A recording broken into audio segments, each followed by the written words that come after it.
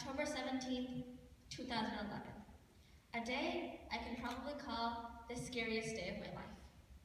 I was in 8th grade and went to school on the bus that morning. Head down, jacket zipped up tight, hood pulled down low. I got on the first empty seat facing the window.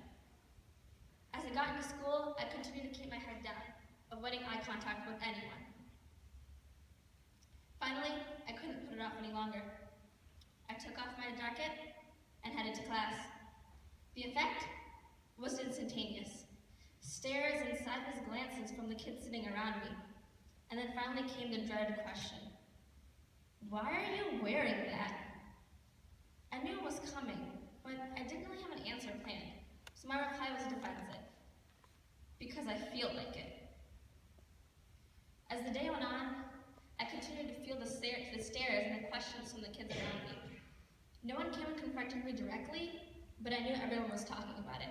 And the reason why? It was the first day that I wore my Rida. When I was younger, late elementary school, early middle school, I was an awkward child. I had interesting glasses, crooked teeth, that kind of thing. But to me, the weirdest part were my clothes. Baggy pants and shirts that didn't really fit right, stuff like that. As much as we all like not to believe it, the stuff on the outside really does matter. And don't get me wrong, the stuff on the inside is way more important. I mean, isn't that why we make sandwiches? But it's human nature to judge a book by its cover. And that's the same thing with first impressions. The what you wear and the way that you wear it really does set the stage for what others will think of you. And this had a big effect on me. During this time, I had a self-esteem problem. I could never be the one who could go and initiate a conversation with someone, or even make small talk. I was scared that they wouldn't even want to talk to me. I was a pretty smart kid, but I was scared to ever raise my hand in class, in fear of being labeled a know-it-all, or of giving the wrong answer. During the conversation, I could never bring up my own thoughts or my own ideas, because I was scared of being judged for being different. And a lot of times, the scale for this was pretty small. Let's say we were ordering pizza, and someone asked for topping suggestions. If someone brought up the fact that they thought pineapple was the worst topping on pizza ever, then I could never say that my favorite topping, the one that I always pick first if I'm ordering pizza, is, you guessed it, pineapple. And little by little, these things began to build up, until one day, I finally had the courage to break that wall down. So, this is a Rida. It's a two-piece garment worn by women in the Dawoodi Bohra community, which is a sect of Islam. The two parts, the top, called a fardi, and the bottom is called a kaba. I wear my Rida anytime I leave my house, whether it's to go to school, maybe if I'm going out for lunch with some friends, or even to go to Cedar Point. Disclaimer, that is not me in the Cedar Point picture. I haven't been in a while, but you get the idea.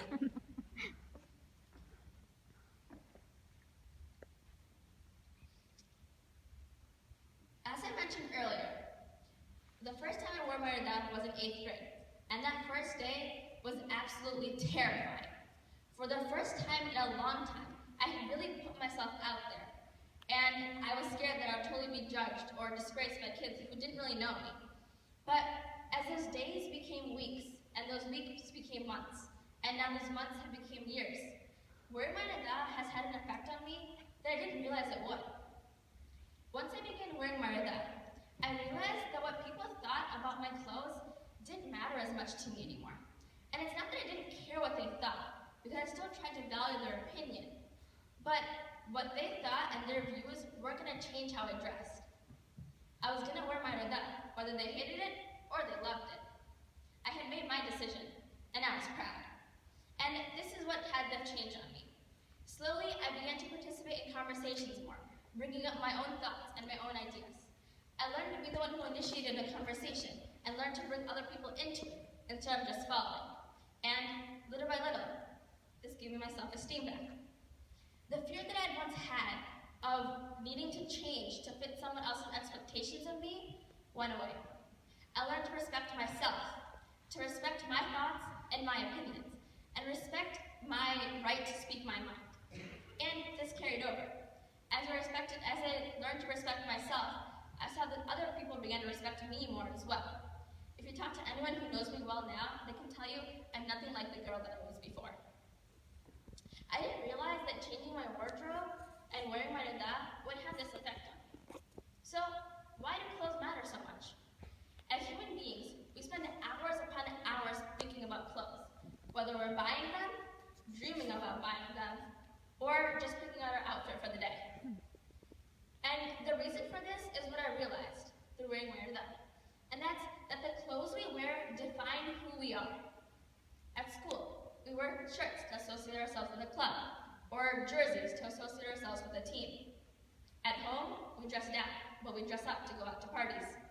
And a lot of times, clothes even influence our decisions for the day. Let's say you come home one day and decide to change straight into your pajamas. Then one of your friends calls you up and says, "You want to go out tonight?" Chances are you'll probably say no, because you've already changed into your pajamas, and let's face it, no one wants to change back. A lot of times, the clothes that we wear have influenced our self-perception in little ways that we don't even realize. Take a doctor's lab coat, for example.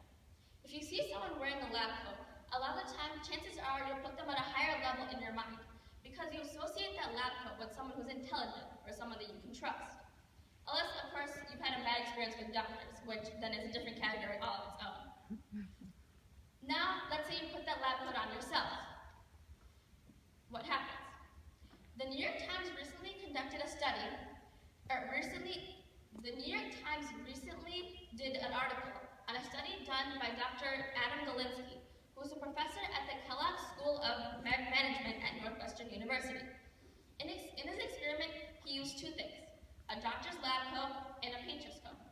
For the second experiment, 74 students were randomly chosen and placed into one of three groups. The first, students who wore the lab coat. Second, students that wore the painter's coat. And third, students who just looked at the lab coat.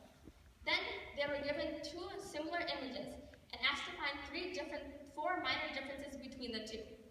The result? Kids who were wearing the doctor's lab coat found the differences faster than the kids in the other two groups. But the reality was that the doctor's lab coat and the painter's coat were exactly the same. Just the idea that they were wearing a doctor's lab coat changed the kids' self-perception of themselves and even heightened their attention. As Dr. Galinsky put it, clothes invade the brain and the mind, putting the wearer into a different psychological state. So why do the clothes we wear matter so much? Because they really do make a difference, not only on how others view us, but how we view ourselves. So tomorrow, when you're picking out your clothes for the day, keep two things in mind. They might seem slightly contradictory, but they both still ring true. First, wear what you love. Wear what you feel the best in, and don't let anyone tell you that what you're wearing is right or wrong. If you feel like today is the day to wear sweats, you rock those sweats. But at the same time, remember the second fact. What you wear can have a huge impact on your day. So if tomorrow, maybe you're gonna go meet a new person, or if you're at a big presentation, maybe switch out those sweats for a nice pair of jeans, because you never know how much better it'll make you feel. Thank you.